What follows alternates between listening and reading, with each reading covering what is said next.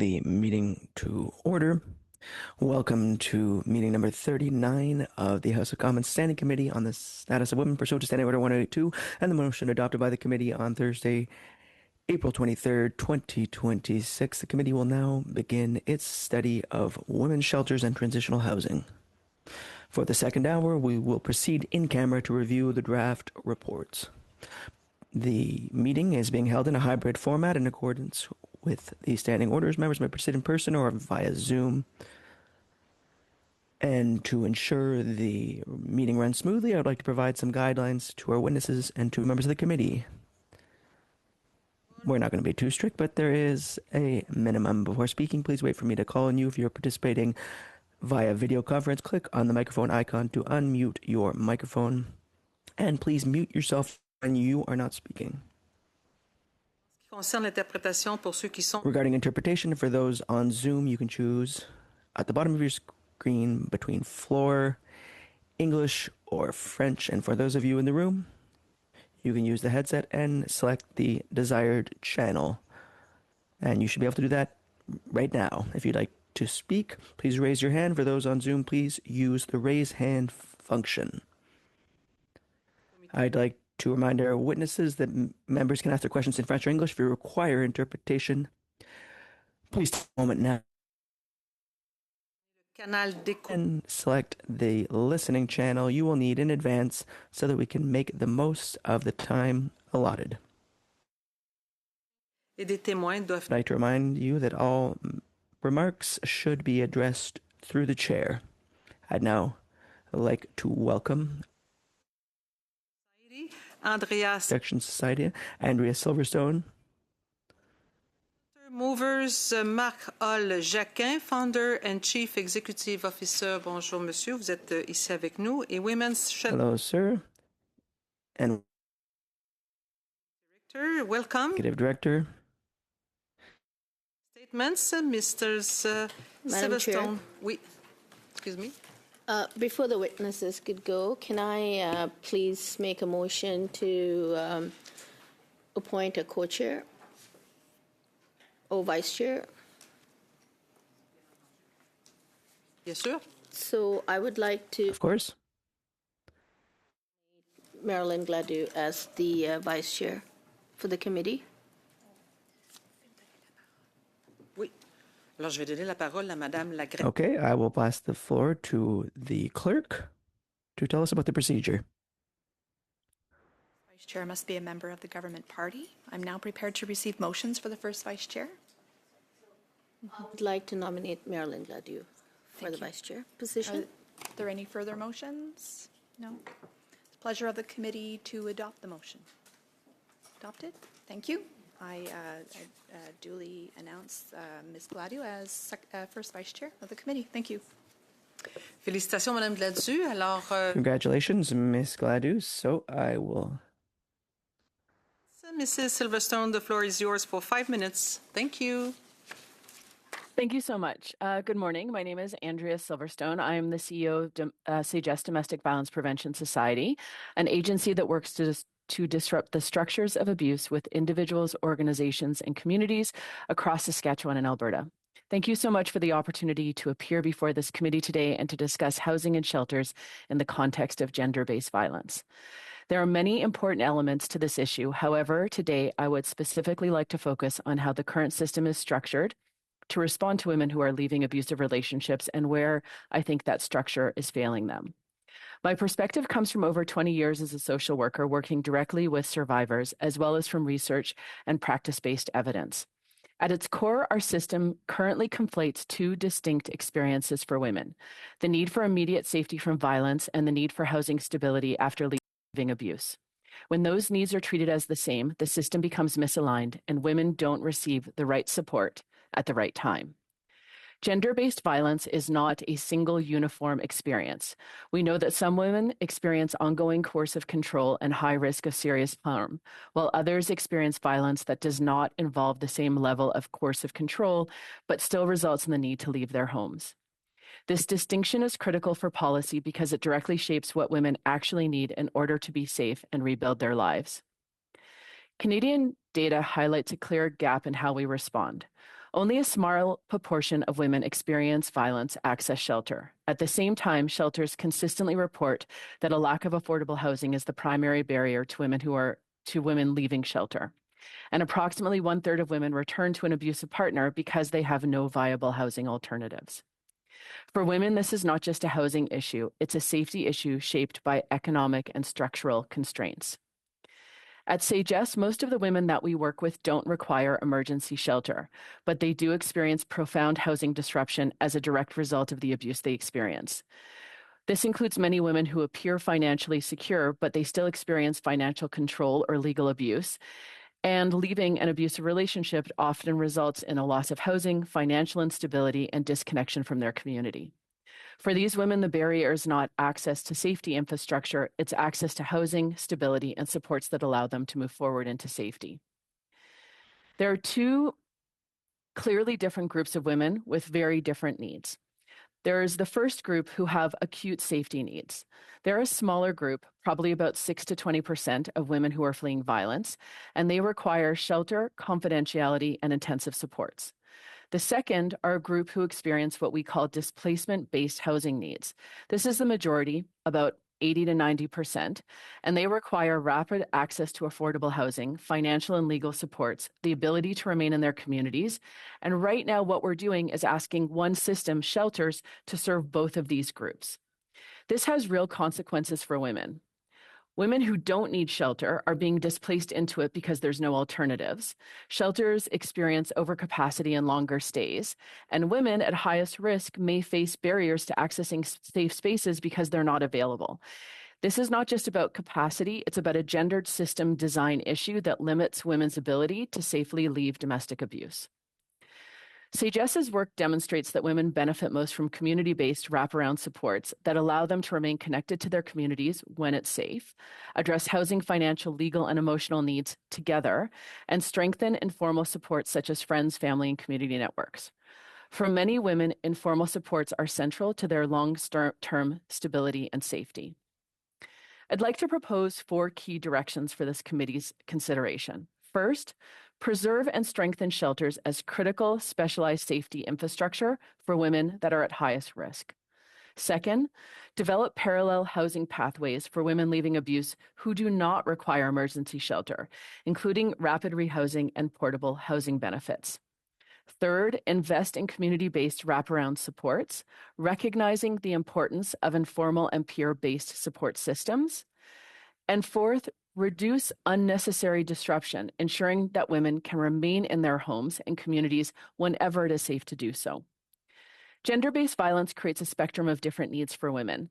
Evidence clearly shows that only a minority of women require high security shelter, while the majority require housing and stabilization supports to safely leave the abuse. Treating these needs as interchangeable is overwhelming shelters and limiting women's options. A more differentiated, housing-informed approach will inform and improve stability, safety, and outcomes for women across Canada. Thank you for your time and consideration. Thank you for your time. Thank you very much, Ms. Silverstone. Mr. Halzak. Ladies and gentlemen, my name is Mark Halzak. I'm the CEO and founder at Shelter Movers Transit Secours. As Canada's only free moving and storage service for survivors fleeing abuse, Shelter Movers is pleased to provide its unique perspective and national scope to inform the committee's work, focusing on the 3 questions in front of you for your study. For survivors fleeing gender-based violence, Canada's ongoing housing crisis remains a significant and pervasive barrier to achieving autonomy, security, and stability, and stability on their journey to a better future. Having completed over 10,000 moves for women and children in crisis, Shelter Movers has observed firsthand how a lack of safe, affordable, and supportive housing contributes to the myriad of compounding risks and barriers faced by survivors before, during, and after violence occurs. Notwithstanding survivors' varied and unique experiences, safe and stable housing is consistently highlighted as a primary concern when contemplating whether or not to leave an abuser. To understand the relationship between safe, stable housing and survivors' varied experiences, we must understand the nuanced, complex, and often high-stakes calculation many survivors are forced to make in their decision to leave their abuser. Key factors like social isolation, financial precarity, and repeated psychological or physical trauma create an environment where leaving an abuser often feels entirely overwhelming and utterly unmanageable. For survivors who manage to overcome these and other serious barriers, not knowing where she and her children will live next leads many survivors to conclude that enduring further abuse in the home is preferable to leaving. Key to many abusive and coercive narratives are two combined messages: that the world is a dangerous place where no one can be trusted, and that the survivor is incapable of succeeding on her own. Safe, stable housing and help to collect and retain one's belongings present survivors with a positive, empowering counter-narrative that can often make the difference between leaving and staying in an abusive relationship. As we know, the data reveals that on average, survivors return to the abusive relationship an average 7 times. By the time many survivors decide to flee, the abuser has taken control of the family finances, social relationships, and often the survivor's sense of autonomy and self-worth. Many of Shelter Movers' clients will have left their abuser at least once. Each time the survivor returns, the notion of leaving feels less and less logistically, financially, and emotionally achievable. And as survivors' dependency and isolation deepens, the frequency and severity of violence also tends to increase. As housing costs and living expenses increase, each departure becomes increasingly expensive and out of reach. Emergency women's shelters and transition homes have historically played a very central role in Canada's social safety net. Shelters and transition home staff face enormous pressure to continuously innovate to meet the increasingly diverse needs of survivors, and they strive to be as multifaceted in their operational offerings and capacity as the vastly diverse communities they serve.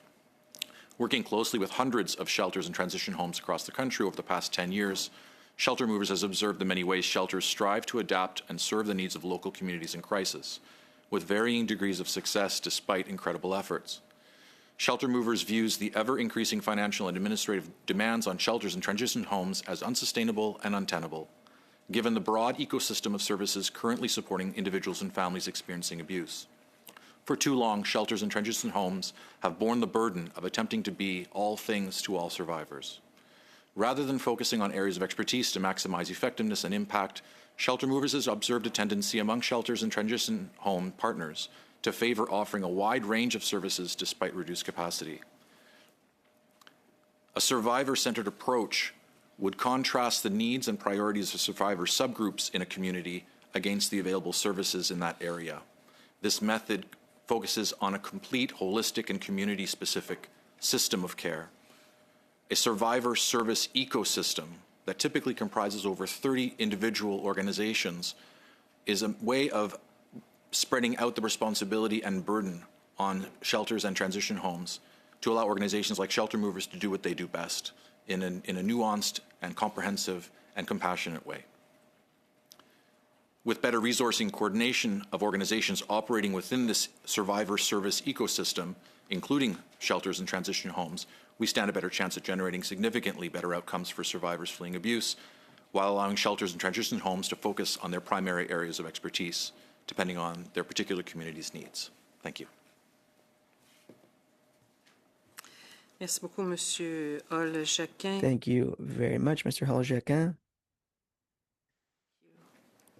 Bonjour, merci tout le monde. Je vais faire mes remarques en anglais. Thank you, everyone. I'm going to do my remarks in English, but I can answer your questions in French. Committee members, thank you for the invitation.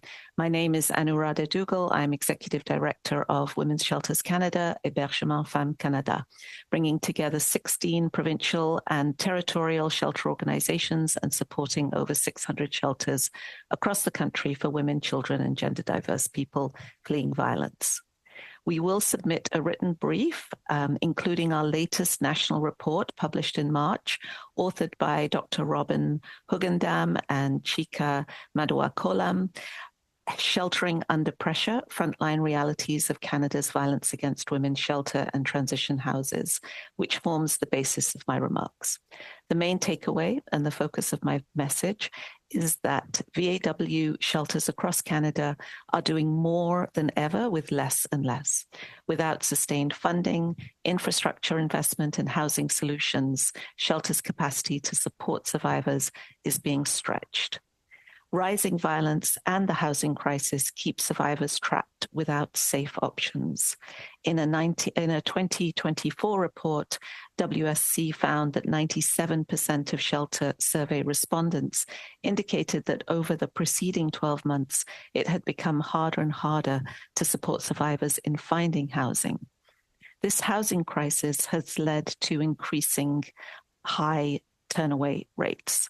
The lack of affordable housing means that shelters help fewer women because of the bottleneck effect of women staying longer in shelter because there's nowhere to go. The high turnaway rates increase the risk of femicide and other long-term harms of returning to an abuser because of nowhere else to go. When the system is working with sufficient supports and capacity, shelters and transition houses function as they were meant to, as pathways to safe and affordable housing. In the absence of these options, both emergency and second stage shelters are extending their length of stay policies. WSC is also running a program that supports new shelter builds as unmet demand leads shelters to consider building new spaces for survivors to live and heal in safety. There are clear links between housing insecurity, poverty, and gender-based violence. Those in shelter are only a small portion of survivors in need.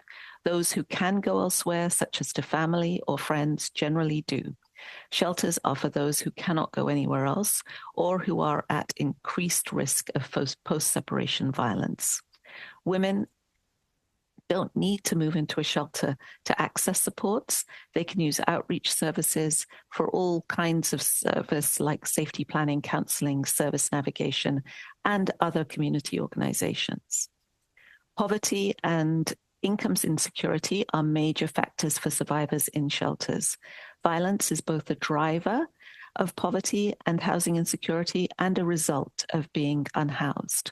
Employment can be a protective factor for survivors, as it often offers independence, confidence, and social support. Too often, violence follows survivors to work, and employers make the mistake of thinking the effects of violence are other kinds of performance and work issues. You can learn more about this on our website, referher.ca. Finally, capacity and accessibility of women's shelters across Canada to support vulnerable women and those fleeing violence is at risk. Over half of the surveyed organizations in our newest publication report chronic shortfall in core operational funding, reflecting stagnant or insufficient government and core funding streams that have not kept pace, especially with rising costs. Shelters have limited capacity to offer dedicated supports, especially to meet intersectional needs of survivors. In particular, these are limited for Black survivors as well as Two-Spirit, trans, gender diverse, gender fluid, and intersex survivors and survivors with disabilities. 58% of shelters offer targeted cultural relevant programming, but these are often under-resourced and cannot fully meet the demand. The shelter workforce is large, specialized, and under intense strain. Turnover, burnout, low pay, and the emotional toll of the work remain pervasive. Our report highlights 6 recommendations, of which I underline 3 today. Shelters need sustained capital investment in infrastructure. Survivors need access to affordable housing. Thank you very much. If I could just finish with my 2 recommendations, with all due respect, so that our work can happen smoothly. I think we'll be able to count on the generosity of our colleagues. I'll allow you to finish your words if we're not short on time.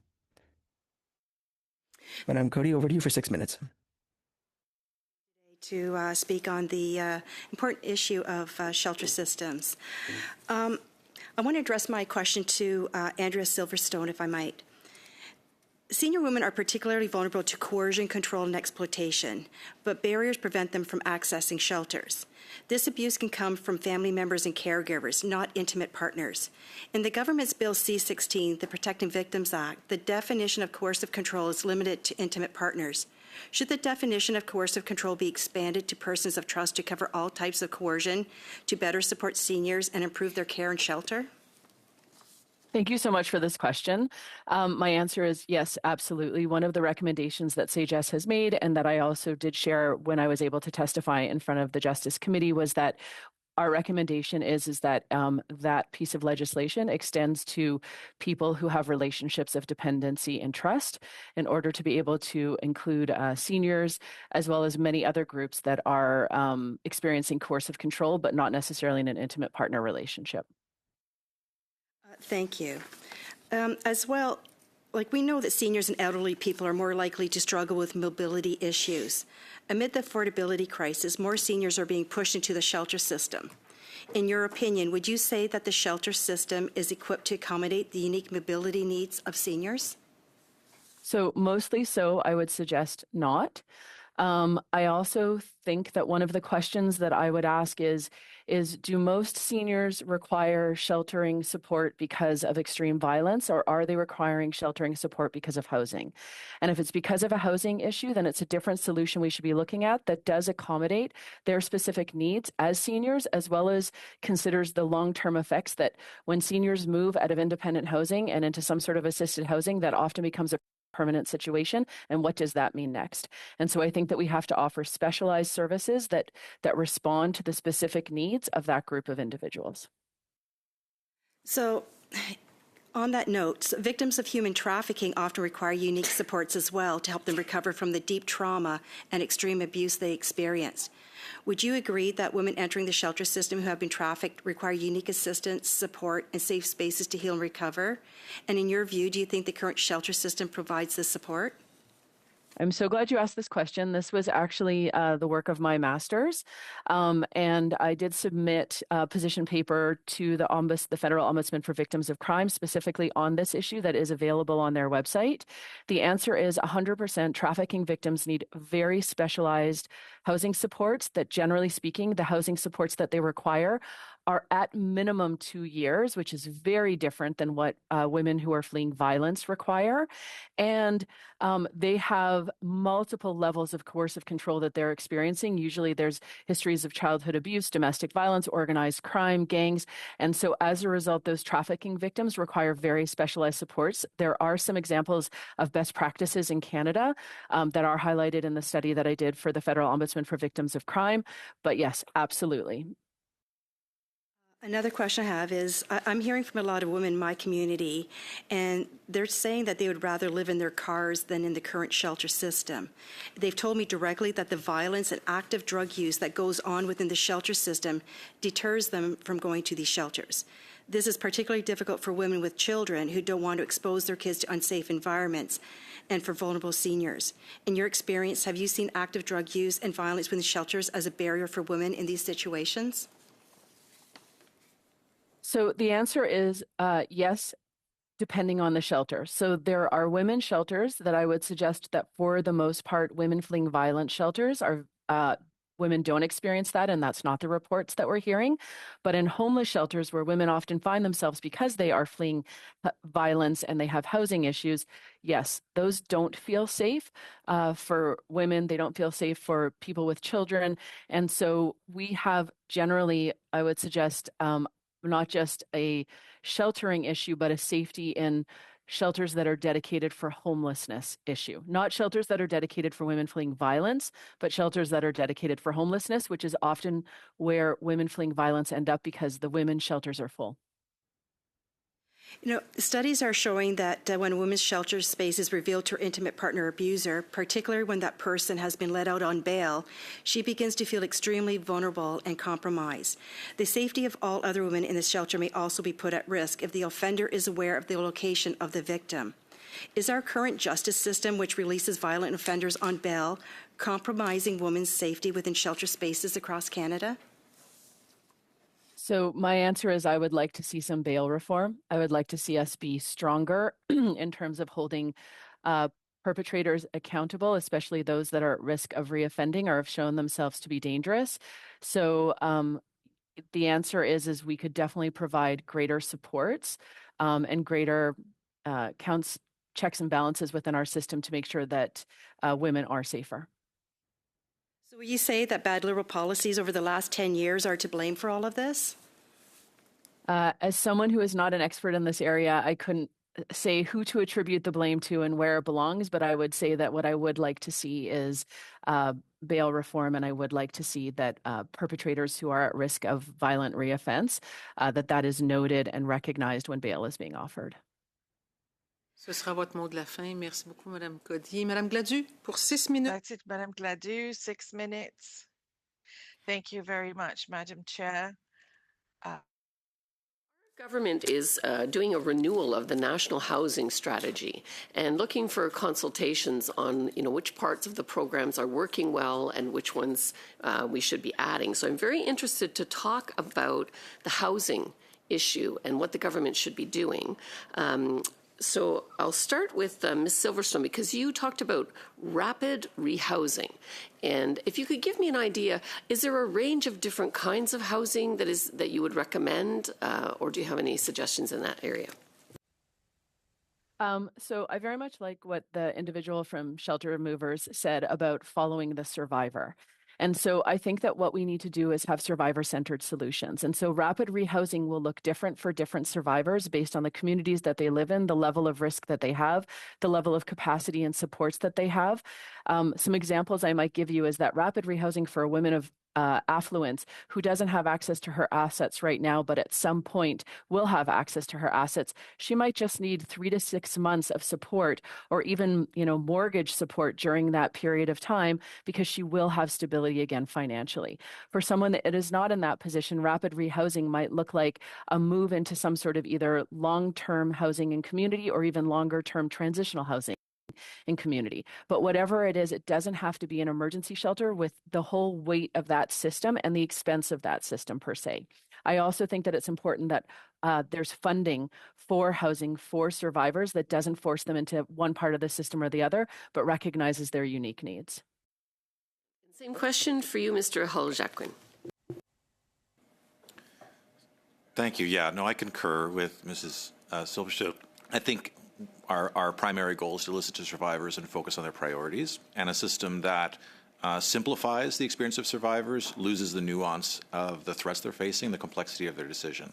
I think a housing system that identifies subgroups in a particular community, identifies the services available to those subgroups, and then identifies the gap, of which housing would be one of them in most communities, is the way to start the story with survivors' needs and then responding by policy and funding. Excellent. And Ms. Dugal, you had 6 recommendations, and are they in the report that you referenced? If not, I would ask you to send them to the clerk. And same question for you. In terms of what the government should be doing in the National Housing Strategy, what would you recommend? Thank you. Thank you for the question. Yes, I will send the recommendations in the report. In one of the ones I wanted to mention particularly was the importance of portable housing benefits for women, and those to be available immediately, and not to wait for a certain period of time that somebody has been named homeless before they can get those benefits. There's a lot of delays in the system about when benefits can be accessed, and then there's a lot of red tape about who can get them and when and for how long. I agree that the immediate need should be met immediately, and pathways to ownership. Not everybody can own property, but the idea that poverty and intergenerational poverty will lead to future experiences of violence. It's not just the trauma of the existing violence in a family that leads to that intergenerational impact, but also long-term poverty. Pathways to ownership for small, accessible homes in safe areas is also essential for survivors so that they can make their own decisions. Shelters don't offer survivors a lot of autonomy. And in fact, what we're trying to do is build autonomy and build independence and self-determination. And that is what more housing options will allow survivors. Excellent. My next question has to do with the age demographic that we're seeing in the shelter system. Does anyone have any data on, what percentage of people are seniors? What percentage are young women? Do we have any data on that? Mr. Hull? I can. Or, that's fine. Go ahead, Ms. Dugal. Sorry, I think we were all playing chicken with the microphone, so I just jumped in. Generally the people who are in shelters are those who are younger, partially because that is accepting a family in a violence against women's shelter is often the priority, and the most extreme forms of violence are often experienced by younger women, and there are existing policies that make it very hard for single women, and older women are generally single. If they're looking for a space in a shelter, makes it very hard for an older woman to find a space in a shelter. So there are very, very limited spaces for older women in shelters, not to mention that communal living for an older woman is also a very hard situation for her to be in after she's been living by herself and been autonomous for a very long time. Thank you. One quick question from my colleague, Ms. Church. Thank you. Pleasure to be here subbing in today, Madam Chair. What a great discussion. My question mark is actually for you. And the costs of fleeing violence are very real.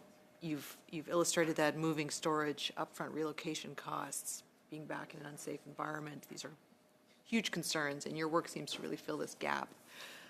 How can government better recognize these costs? Madame Church, je dois vous interrompre. Malheureusement, c'est très ingrat, mais on aura certainement l'occasion de... I am unfortunately having to interrupt you, Mrs. Church, but I'm sure you'll get back to it. We have now Madame Andrea Larouche. Andréane Larouche, 6 minutes. Thank you so much, Madam Chair. D'abord, vers Monsieur. I will first of all ask a question to Mr. Earl Jacquin. Your organization, well, first of all, I want to thank all of the witnesses. I've been taking copious notes of these very crucial and essential subject. I said so yesterday during one of the committees, how important it is to talk about housing. This is an extremely important subject. So, Mr. Earl Jacquin, your organization is accompanying women when they are their most vulnerable. What are the most tangible? Actually, my question is for all, rejoins Mrs. Church's question. So what is the most important factor? Is it homelessness, immigration? What is it that women are, why do they get stuck in the cycle? If you don't mind, I'll answer in English. Are as varied and nuanced as the dynamic or the relationship in which they find themselves.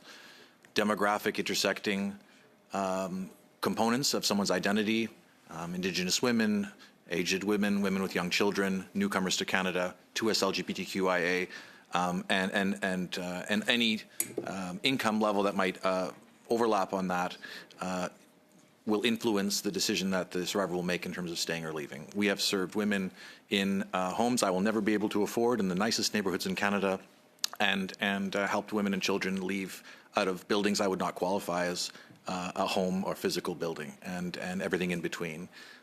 A system that responds and listens to survivors and what they need when they need it will be the most effective, also the most cost-effective as well. In terms of the barriers that our organization faces in order to serve more families, is quite simple. Our job is to listen to survivors and operate where they need us. Shelter Movers currently operates in 7 major cities. We move almost 200 families a month. And the reason why we do that is because organizations like shelters and transition homes, sexual assault centers, victim services, police, they put their trust in our organization and the 1,000 volunteers who move these families. We do that with compassion. We do that in a survivor-centered way. And so the barriers to leaving require a conversation with survivors and requires listening to wait for their direction. Survivors are the tellers of their own stories. They're the experts in their experience, and a system that reflects that will meet their needs much more efficiently than any presumption we make about their situation. Précédemment, ça a été abordé un petit peu cette question-là de la traite des personnes. So that whole issue of human trafficking. My last question for you, Mr. Jacquin, and if you can answer quickly. So if people have, for women who have been victim of sexual exploitation or human trafficking, do we have enough for them? We've said that it might be more specific needs. What is available? Unique type of violence. As one of the witnesses indicated, multiple intersecting layers of oppression, organized crime, potential acts of violence by family members or people close to them, intimate partners or family members. An organization like Shelter Movers does not take the type of crime survivors have experienced into account. Our job is to acknowledge that they're experiencing abuse and get them out of the home as quickly and as efficiently as possible. I do believe that, as I mentioned in my opening statement, a system that oversimplifies the experience of survivors will cost our taxpayers more and will serve survivors less well. And a system that is shelter-centered as opposed to survivor-centered also will put an undue burden on shelters and transition homes who are expected to do everything for survivors as best they can. An investment in the survivors' service ecosystem, acknowledging the 30-plus organizations that operate in many communities, is a more cost-effective and more specialized way of responding to the nuanced needs of survivors. Parfait. Merci beaucoup, Monsieur Hall-Jacquin. Je vais me tourner, vers Madame. I am now going to ask Mrs. Silverstone a question. I'd like to talk to you about the financing of the different organizations. Community organizations are asking for more stable financing and less short-term financing. What sort of financing would be the best to make sure that these services endure? So I think in the best case scenario, what we would be looking at is multi-year funding so that organizations can plan appropriately and can plan from a long-term perspective. I think that what we need to be looking at ultimately in terms of financing for any organization or investment in any nonprofit organization is what the needs of the survivors are, and that the funding should follow the needs of the survivors first and foremost. And so I think it's a combination of that, as well as, of course, investment that's long-term and multi-year. And then, of course, I think as Ms. Dugal stated, that there needs to be a living wage and a good wage for people who do work in the sector because it is a high burnout job. Et est-ce que vous voyez des besoins, en 30 secondes, des besoins particuliers? In 30 seconds, do you see any particular need for the women? Are they women who have a dependency or addictions? Do they each have specific needs, or whether they're in rural regions or whether they're indigenous or Madame. Unfortunately, our time is up. I do apologize. We'll come back to it. So now we'll have the second round, and we'll start with Ms. Goodridge, 5 minutes. Thank you very much, Madam Chair, and thank you to all of our witnesses who are here today. It's remarkable the work you guys do for such a vulnerable community, and the fact that you guys do it each and every day. You talked a little bit about the burnout issues, and I think that's so critically important to highlight. Before I was here in Ottawa, I was actually an MLA in Alberta where we brought forward Clare's Law. And I know that, and of course my brain's going. Ms. Silverstone, your organization is one of the organizations that provides that. Can you explain why Clare's Law has been so important in Alberta's context and exactly what it does? Sure. So SAGES is actually the organization that was advocating along with survivors to bring Clare's Law to Alberta. And for many years, we were the ones who were delivering the Clare's Law Social Service Network. What Clare's Law does is it's a right to know and a right to ask piece of legislation in which somebody who is in a relationship that they suspect the person might have a history of domestic abuse, they can make a request to the police to get that information. And when they and the way that it used to work is that when they would make a request to the police, application would also come into SAGES where we could provide supports and services with the Clare's Law Network, because if you're already asking, it means you're already concerned, which means that you probably shouldn't be waiting for the police to tell you whether it is high, medium, or low. Your spidey senses are already going off and you need the supports and services. Or the right to know, which is where the police, if they do know that somebody has a history of domestic abuse that can put somebody at risk, they had the right to inform survivors or people that were in abusive relationships that they might be at risk.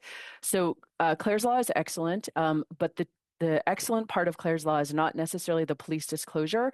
It is the social support network that comes along with that Clare's Law application.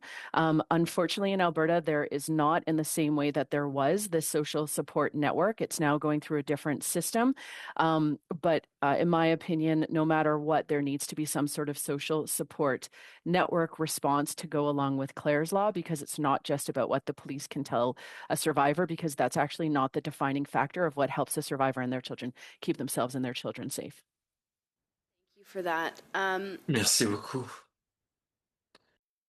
As part of Women's Shelters Canada, there are a number of different women's shelters in your guys' umbrella. And I know that each new women's shelter, as it gets built, brings in new innovation, brings in new ideas.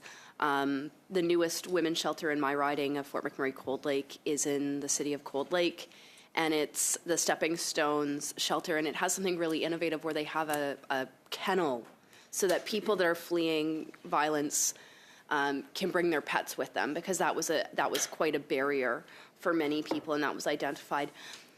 Can you list some of the women's shelters that are doing exceptional work across this country that we could look to, so that we're not just always looking at the worst situations, but we're looking at some of what the best of the best is?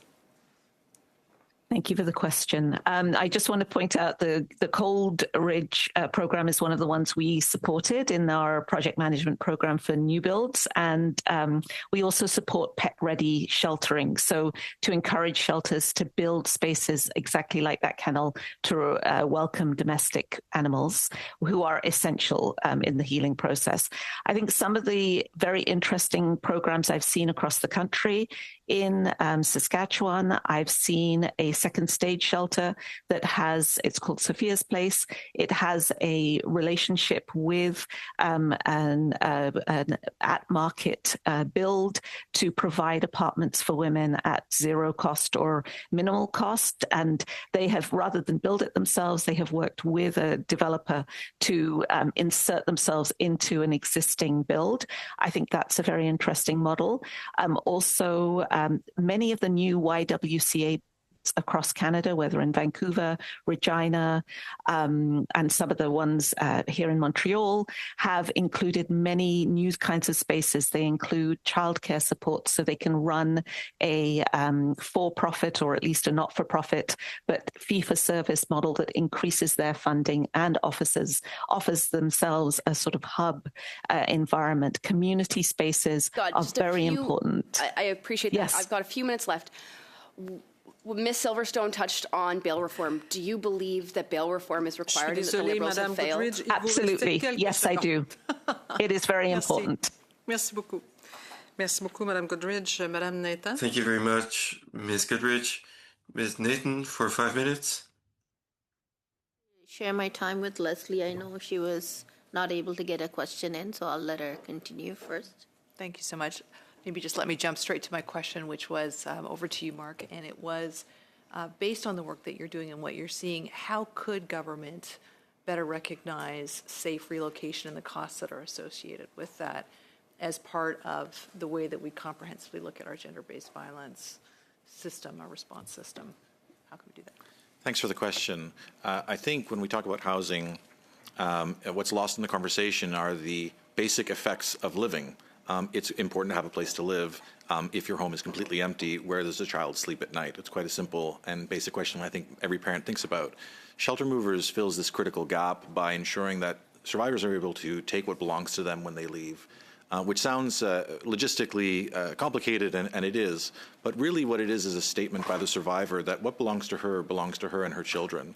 We think about the psychological benefit, emotional benefit for children who sleep on sheets where they recognize the smell, and the value of putting the sheets on a mattress where the child lays down in a different place that they're not familiar with, but they can smell what they know, and they smell what they recognize.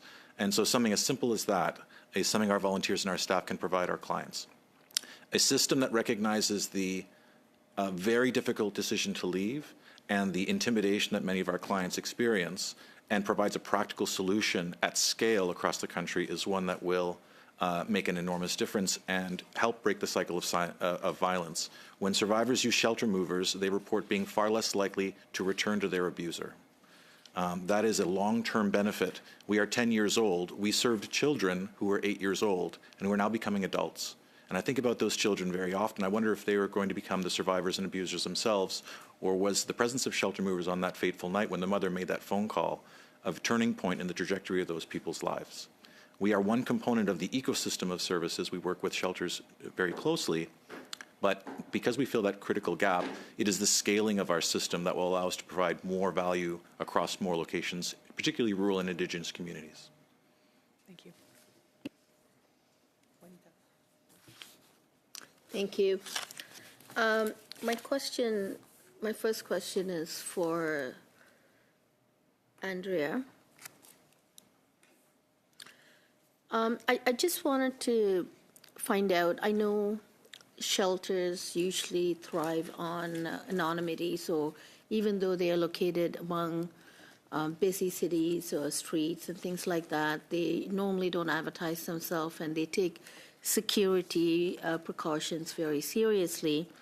In your opinion, in your experience, have you experienced intimate partners when they are let out from prison who have come to look for their partners in shelters?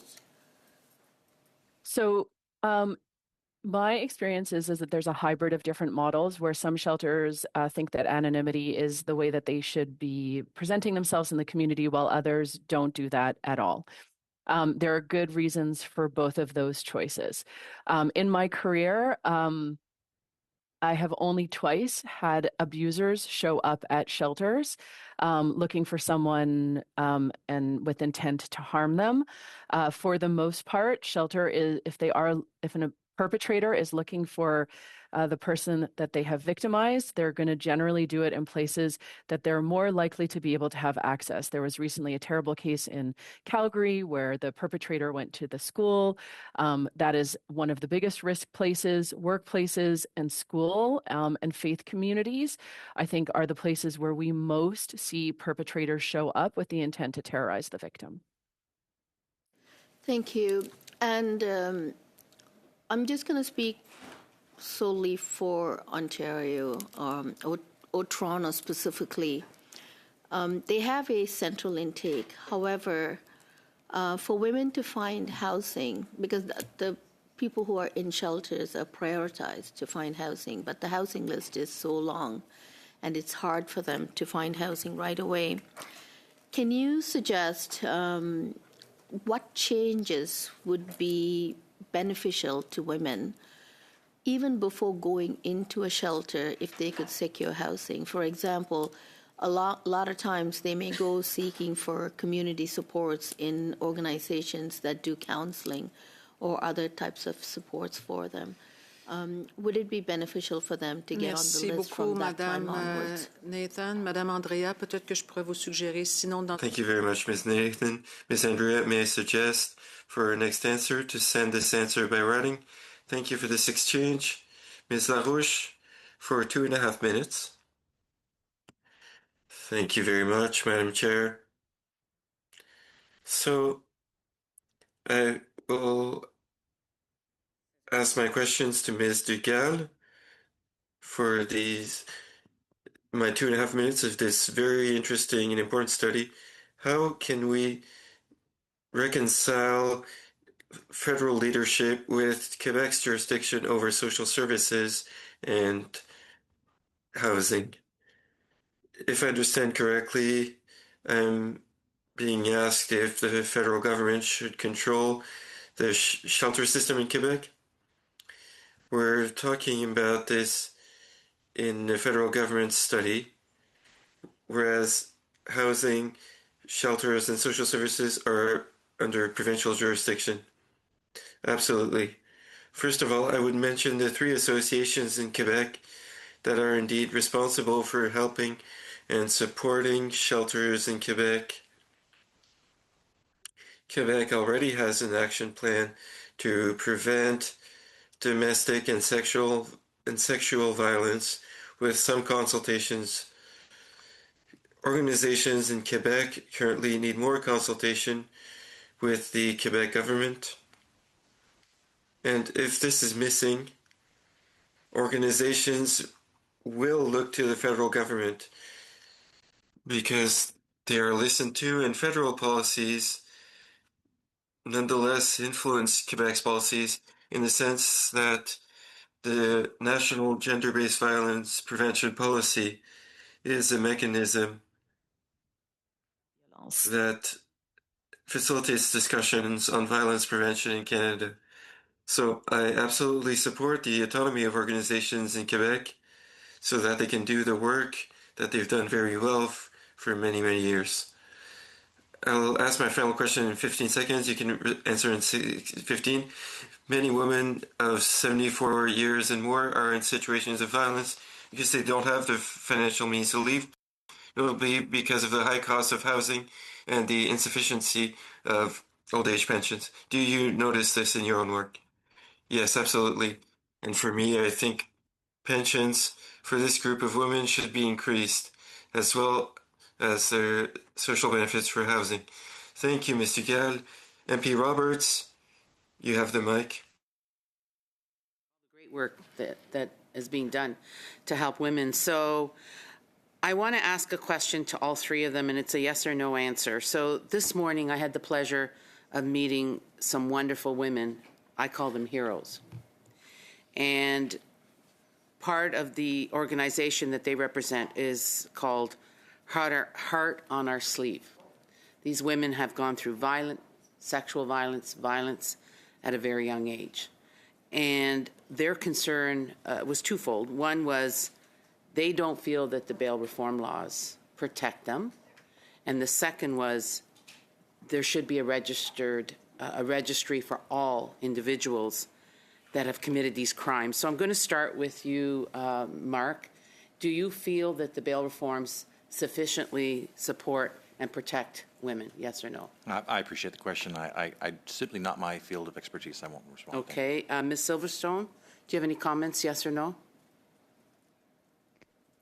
Yes, but it's only part of the whole system of things that we need to do. And Miss, I'm sorry if I mispronounce your name.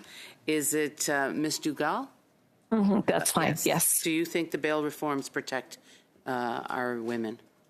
I think there needs to be more attention on how they can protect women, how they're implemented, and like Ms. Silverstone, I agree there needs to be more than simply bail reform. So I guess my next question is going to go to you, Ms. Silverstone. Every single one of you spoke about housing, and we know we have a lack of housing, especially with single seniors who are, unfortunately, the tax fairness for them is unrealistic. They pay more in taxes as a single senior than a couple, and we need to ensure that we change that. But one of the things I'm a little confused about is, so we have this housing crisis, and then we have these survivors that are trying to financially find a place to live. They're perpetrators. Why are they not being accountable for some of these costs? Why aren't we going after them and saying, you've committed this crime, now you're going to pay your dues? Why are we not going after them? So I'll start with Ms. Silverstone. Do you not feel that they should be accountable and be responsible for what they've done? Yeah, and so does the Supreme Court of Canada, because we've just passed a tort of intimate partner violence. And so there is now going to be a mechanism within Canada when perpetrators do have financial assets to go after them. And I'm not sure if you have heard of the individual. Her name is Kate Alexander, who has an organization called EVE. She testified here at committee a few years ago. Fortunately, that didn't go very well. But one of the things that we know is intimate partner violence has increased 76%. How do we continue on this path without making changes so that this number, it shouldn't be 76%. It should be zero as far as I'm concerned. But we continue to ignore the importance of all the laws that are involved, especially with the bail reform. If we're not going to protect these women, then we have to stop lying to each other. We either do something about the law or we do something different on how we can protect them. How can we do this if we don't change the laws? Anybody want to take a stab at that? Mark? I can just quickly say that I think it's about changing the laws, but it's far more than that. We need to change norms, attitudes, values, and beliefs in Canada about how we think about issues of gender-based violence, how we think about issues of gender. This committee has looked at anti-feminist ideologies and misogyny. I think that this committee might be also undertaking a study on menopause. Like, all of these pieces are part of what contributes to how society views gender, how society views women, and it's not just one thing. It has to be a whole society response. There should be an educational piece so that we can educate our men to understand the value of women and the importance of working together and not having that power. Men should not have that power over women, because I have met with several survivors, and I'm telling you, the stories that I've heard is that the perpetrator comes from a family that witnessed their father or grandfather do the same thing. So would you say that an educational piece has to be implemented to ensure that that change happens in society? 100%. Mark? Yeah, sorry, go ahead. Yeah, if I may, Shelter Movers recruits about 1,000 volunteers across Canada, many of whom are men. Merci, cher monsieur. Le temps passe si vite. Madame Ouyen? Time is going by so fast. Ms. Ouyen, you have the mic for 5 minutes. Thank you very much, Madam Chair. It's critical that we continue to explore and understand some of the dimensions that we need to address in our systems so that women can truly imagine a life where they can live free of violence. I want to ask, building on Ms. Goodrich's question around best practice examples, I'm curious if perhaps Ms. Dugal could speak to any policy interventions at the provincial and municipal level that are working really well that we want to make sure gets shared out across the country. One of the examples has already been mentioned, Clare's Law. I believe it does make a difference. Many provinces are now adopting it. I think that there are many local initiatives around things like Ask for Angela that are being, it's a prevention program within, more to prevent sexual assault, but is also important. Safe houses is another model that has, it's been implemented in different areas depending on what the needs are. In northern communities like Nunavut, safe houses are extremely important because there are so few shelters and there's so much distance between shelters. I think those examples also depend a little bit on the local community and the needs that are identified there. Thanks very much. I'm going to ask a question now about the role in terms of the federal government. A lot of the shelter services and housing supports are delivered by the provinces and territories and municipalities and community organizations. Could you each talk a little bit about what the appropriate role for the federal government can be in addition to kind of financing and resourcing? What is our place here? Maybe I'll start with an example. Shelter Movers received a level of funding from the federal government a few years ago to establish and scale a promising practice. The federal government viewed Shelter Movers as an innovative approach to responding to gender-based violence and preventing it, and we received some funding to expand and establish chapters across the prairie provinces, Alberta, Saskatchewan, and Manitoba. And over a 3-year period, we were able to build relationships with local shelters and police and law enforcement and begin receiving survivors and getting them out and getting them to a safe place. I view the Shelter Movers views the federal government's role as identifying these promising practices, supporting promising scaling, innovative approaches, and again taking a community-specific approach in their analysis to determine where the gaps are, so that services available in one part of the country should be available across the country where appropriate. Ms. Silverstone? I would echo. Oh, sorry. No, go ahead. Excuse me, I didn't wait to be invited. Yes, the National Action Plan to End Gender-Based Violence, if it supports standardized service levels, regional inequities, both in funding and accessibility to ensure that every survivor in every region can have timely, appropriate, sustainable safety, housing and support, that's where we think the federal government right now should step in. Thank you. Ms. Silverstone, do you want to add anything briefly?